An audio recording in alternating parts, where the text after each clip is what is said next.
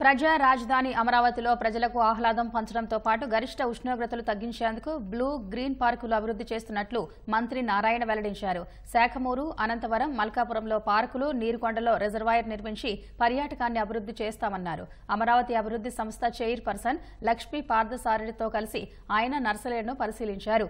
అమరావతిలో పార్కులను 6 నెలల్లో అభివృద్ధి చేయాలని అధికారులను ఆదేశించారు. రాజధానిలో భవనాలు, రహదారుల నిర్మాణానికి కొత్త టెండర్లు పిలుస్తామని మంత్రి వెల్లడించారు.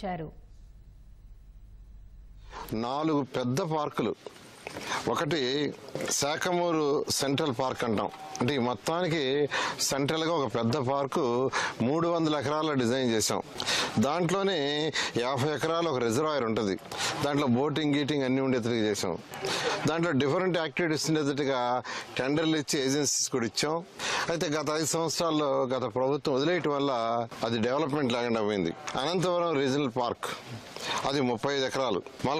మల్కాపురం పార్క్ తీసుకుంటే 21 ఎకరాలు. నీరుకొండది వచ్చి 500 ఎకరాలు. 500 ఎకరాల్లో దాన్ని వాటర్ లేక్, ఒక మంచి లేక్ చేసి బోటింగ్ గీటింగ్ అంతా చేసి అది చేయటం జరుగుతుంది.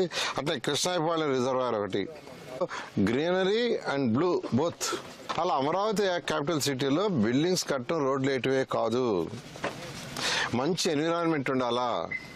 గ్రీనరీ, బ్లూ ఈ రెండింటి డెవలప్ చేయడంలో ఈ యొక్క పార్కులు కానీ లేదా ఈ యొక్క కెనాల్స్కి బోత్ సైడ్ డెవలప్ చేయటం కానీ, అదేవిధంగా పాండ్స్ ఏదైతే రిజర్వాయర్స్ ఇవన్నీ కూడా డెవలప్ చేయడం జరిగింది.